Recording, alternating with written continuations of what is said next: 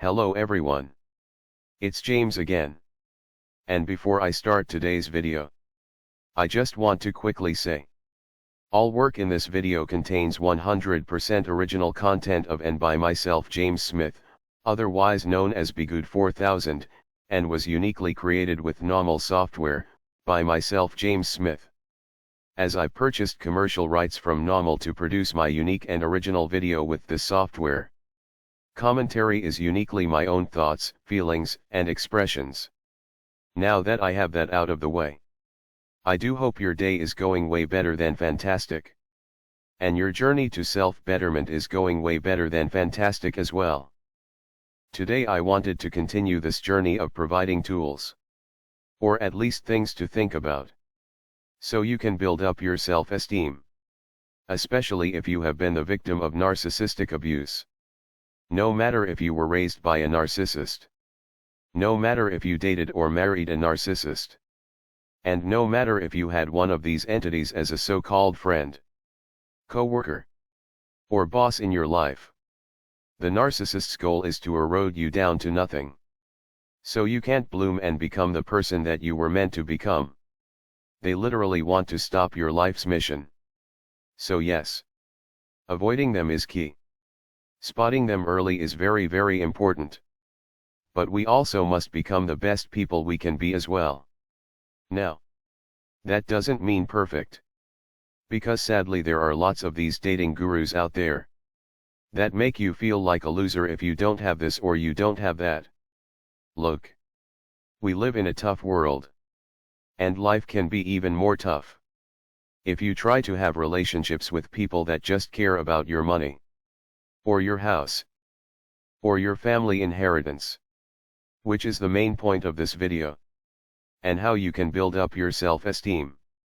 And that is no matter if you are a man or woman. Do not lead your relationships with your wallet, your money, or the things you can do for others.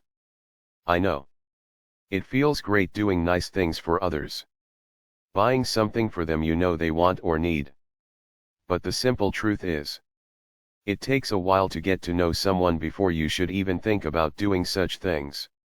This reminds me of that woman that brought her so-called friends to Mexico. And these so-called friends attacked her on video, for what appears to be no reason at all. And the end result, she lost her life. The truth is, this is likely not the first time she went out of her way to do something nice for these group of people that attacked her. Probably the first few times. They acted appreciative, happy and joyous for such a wonderful and generous friend. But like most toxic people, they will start to test a person's boundaries. You see, narcissists and other people that are toxic, they look at people that early on buy and do such things for others because of love and wanting to see others happy as weak. And they also see them as if they are overcompensating for something. And they are wanting others to like them. Now this might not even be true. Though it might be. But this is how these entities think and operate. So when they see someone acting in this way, they see them as a prime source of narcissistic supply. So this is where the slick and mean comments happen. The hot and cold behavior. The saying of embarrassing things about the one doing these nice things in front of others, as in a way to one-up them. And as I've said before, I wouldn't be shocked if this woman that lost her life had to deal with such things. But with that being said, here's something to know. When you start out a relationship this way, you are saying, even if you don't mean it and it's not your intent, that I don't value myself enough and see myself as good enough, so I have to do these things in order to get you or others to like me. And that's how narcissists see it. And if you do engage in such love-bombing behavior by accident, and things go bad, meaning they are giving you the hot and cold treatment, push and pull. One moment they like you and the next they are attacking you. You might feel exactly the same way you might if they love-bombed you and then took it away. You see, we live in a world where we are told unless you live this fast life, that so-called all of these people are living. Which I don't buy at all. Yes. There are some living this way. And it's not a good life to get involved in my humble cartoon opinion. But I think the numbers of people that can actually pull it off are small. Yet the number of those that are trying to imitate this 1% of people is huge. And that's why relationships and self-esteem in people are a mess. Because from day one you are told you aren't good enough. Yes. We all need to work on ourselves. But because you haven't reached this particular social status doesn't mean you shouldn't have love or respect. These are things that come from how you live your life and how you treat others. Not how much money you have in your pocket. I know. I know you want to run out and buy this new person, this, that, and the other. Don't. Is just you spending time enough? Do they enjoy your company? Are you getting to know them in a healthy and normal way? You see, we go through life. Especially if you were abused by a narcissist in your life growing up or recently. Being told we aren't good enough. So what do? We try to start out the next relationship doing all of the nonsense things that our narcissistic ex said we weren't good enough at or we didn't do enough of. Even though we know and knew this narcissist's words are lies. We still internalized them. And let them play out with the next person or people we met. It's sad. It's really sad. And this is one of the reasons why the wheel keeps on turning and we end up in the same boat. Because we won't step back for a moment and realize that having a friendship or relationship is more on them and us as people. Not that they or we are gift givers. Because the minute you can't buy another gift or do another spectacular thing for them, they will dump you like they never knew you. You see. You want someone to value you, I mean really value you. To really care about you and your life. Just as much as you care about the. And that takes time. The Bible's about hiding yourself and guarding your heart. And the reason why the Bible speaks of such things is because quite simply God knows we are surrounded by some evil people. And as many people have said, we appear to be living in the last days. Whether that's next year or 1,000 years from now. But the Bible told us that people would become lovers of themselves. And it's not said in a good way. Like we are told and commanded to love ourselves as our neighbors. This is spoke about in a negative way. That basically all people can think about. What they can get out of someone. And how they can get it. And one of the best ways to build up your self-esteem is to protect the self-esteem you have. And how do you protect what you have? Along with building it up. Do your best to not get into non-genuine relationships. And a great way to start is to get to know people over time. And don't feel the need to people please. I gave an example of getting out of the house. Take a dance class. Take jujitsu. One person commented that they are partaking in a swim class, which is awesome. But here's the thing. Take the class for what it is. And leave it there. And if something goes from there after being in such a group for a long time, and you've had a chance to observe people for a long time in such a group, great.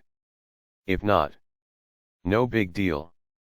But if you can help it, hopefully you can meet someone outside of that group. So you always have that group to go to. Especially if said relationship takes a negative turn. And you can go and do something you love surrounded by smiling faces and friendly people.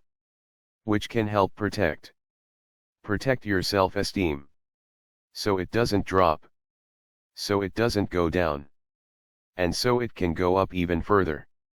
Because if you people please, you are saying you aren't good enough. Even though you are. And if you get cheated on or dumped after all you have invested, and you have no friendly group to be a part of, depression and sadness can hit you extremely hard.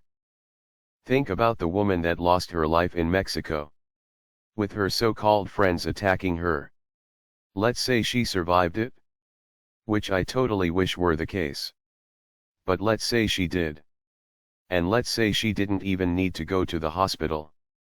Let's say she just had a black eye and a bruising here and there. What do you think this woman would have felt like knowing that people that she loved did this to her? That's right. Her self-esteem would go down. And she would get depressed and sad. Have you ever said to yourself, or while talking to God, am I just here to be abused by others? Or, maybe all I'm good for is to be abused by others. And if you didn't say it, you might have thought it. I believe this is a common feeling for those that are victims and or survivors of narcissistic abuse. Because it happens again and again and again and again. I've said it before. I will say it again. Let people earn their way into your life. You're not a liar by keeping some private things to yourself. There are plenty of times in the Bible where people had to hide themselves and hide information. Samson caused great problems for himself by sharing something with someone he shouldn't have shared it with. Let's say he never shared that information with no one on this earth. Let's say he didn't even tell his own mother. Mommy, my power is in my hair. Would he be seen as a bad person for not telling his mother about his power? No.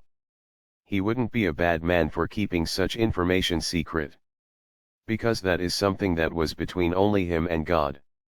If you all of a sudden become a millionaire, and you can afford to buy, and you do eventually buy a luxury sports car, is it a wise idea that you drive that car to your jiu-jitsu class or your swim class?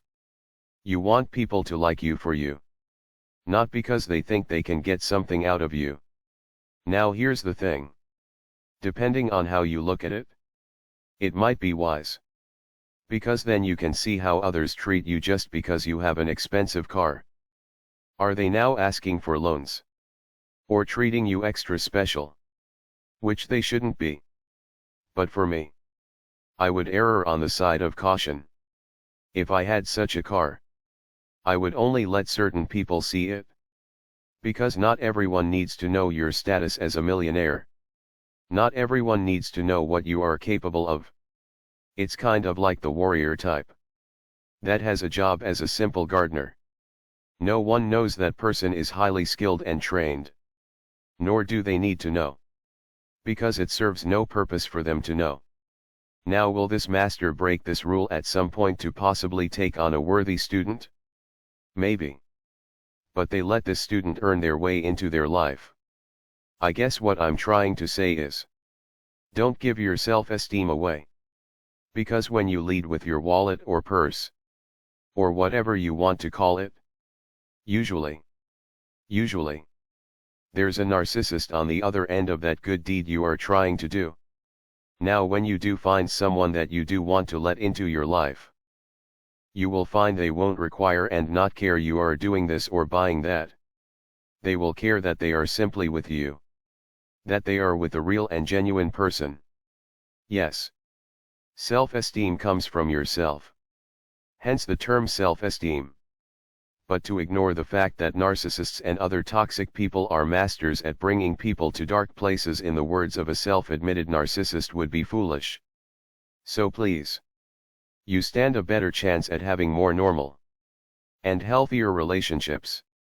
If you don't stretch yourself too thin and you don't get out there and do some more for people that likely won't appreciate it. Take your time. Get to know people. And let them earn their way into your life. As you earn your way into theirs. And you do that by being a consistently decent person to them. As they do the same for you. It's that simple. And as a result, you not only protect your self-esteem, you help raise it up a few notches as well. With that said, I do hope your day is blessed.